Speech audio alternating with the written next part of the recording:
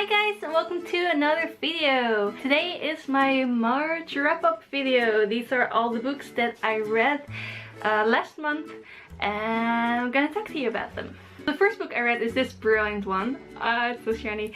It's called Fortunately the Milk by Neil Gaiman, and I already talked about this in my haul video that I will link at the end of this video if I remember.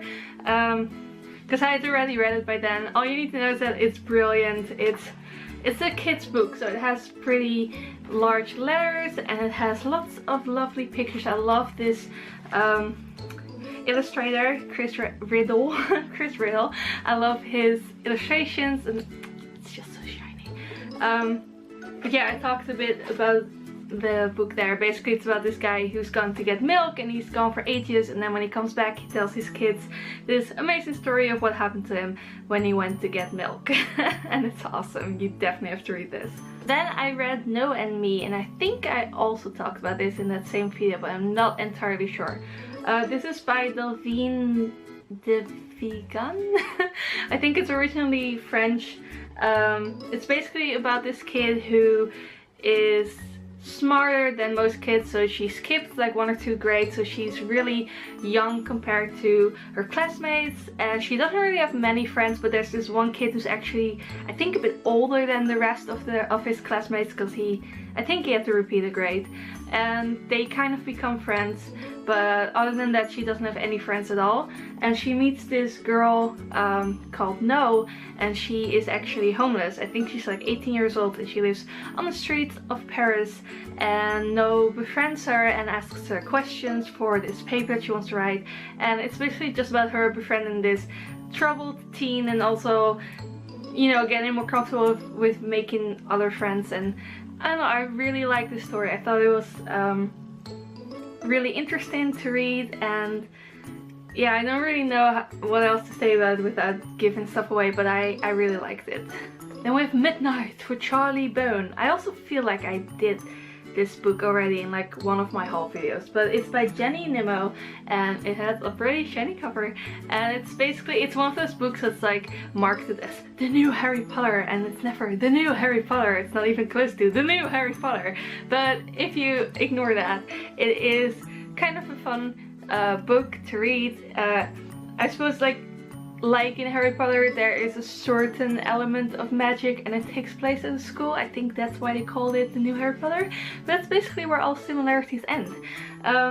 So the main character is called Charlie Bone, and he can suddenly see, when he looks at a picture, he can hear what happened when that picture was taken around the time of the picture. And he can see things that aren't in the picture.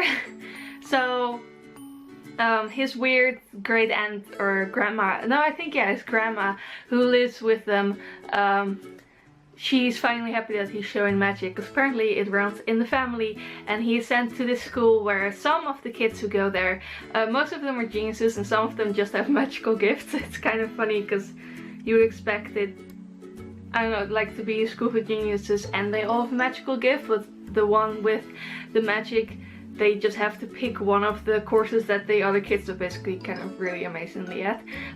He gets music, and yeah, I don't know, there's this whole plot about this missing girl, and he hears about it and wants the photographs and he wants to find her, and it is a really fun, sweet story. And it's interesting, and I did really like it, but it's definitely not Harry Potter. But if you do like that kind of books, I think that's what they meant to say. Like, if you like that kind of book, you might also like it. And then I finally read these two.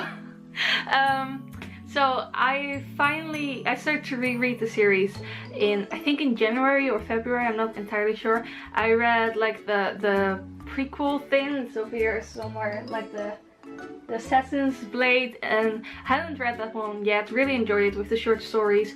Then I read the first book and the second book. I had already read those, and then I finally got around to reading the third book. Which one is the third again? This is the third book. Air of Fire by Sarah J. Maas. It's the it's the Throne of Glass series, and this is book 3 or 4 if you count prequels, and I finally read it, and I Oh, actually I do know. I was thinking like, why did I have to stop reading the series? But it's because the books weren't written yet. So I read the first book, and then I think I had to wait till the second book, and I think I might have reread the first book and then read the second book, but then never got around to reading the third book. And then I just wanted to wait until all of the books were finally there, and I think all of the books are finally there. So I read Airfire and I read Queen of Shadows, and I absolutely love them. I love where the story is going, and I love Selena, or you know, I'm not gonna say. And I don't know, I love the characters and all the new characters, and I'm not gonna talk about it in case you haven't read the series yet. And right now I'm reading the last book, which I don't have here because it's downstairs.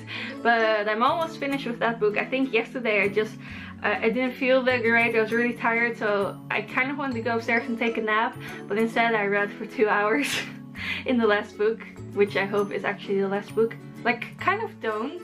Where I am right now, I'm like almost finished, and I don't really see how they can end this series.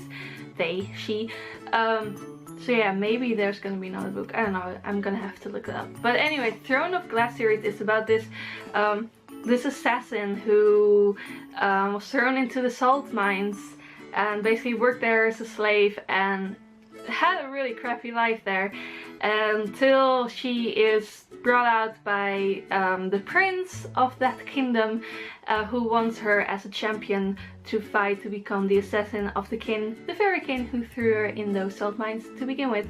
And it's a very interesting, amazing story. It goes far further than that in the later books, and it's just, oh, it's so good, and I definitely recommend it. I might do a separate video on the entire series if you're interested.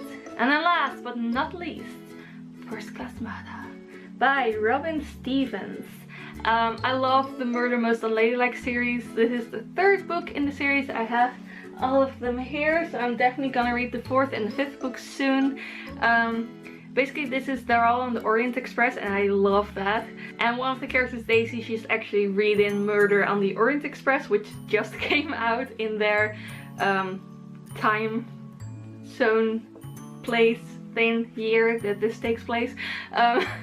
So it takes place in the past, before the Second World War, and yeah, it's just about Daisy and Hazel, who have this detective society, and of course there's gonna be mystery and murder and mayhem, and they try to solve it, and it's just as good as the other books, and I definitely recommend this series. So those were all the books I read. This is kind of a short video, but I was basically just like looking at other people's channels, thinking like, what kind of video could I do? And I saw like all these wrap-ups, and I was like, oh yeah, I used to do that. Just tiny little reviews of these books. So yeah, here it is. I hope you enjoyed this video. If you did, please give it a thumbs up and subscribe if you want to see more videos by me. I plan to make more videos. I want to upload like a video a week if I manage, if I can think of videos to make. If you have any suggestions, please leave them down below. Yeah, and I will see you soon with another video. Bye!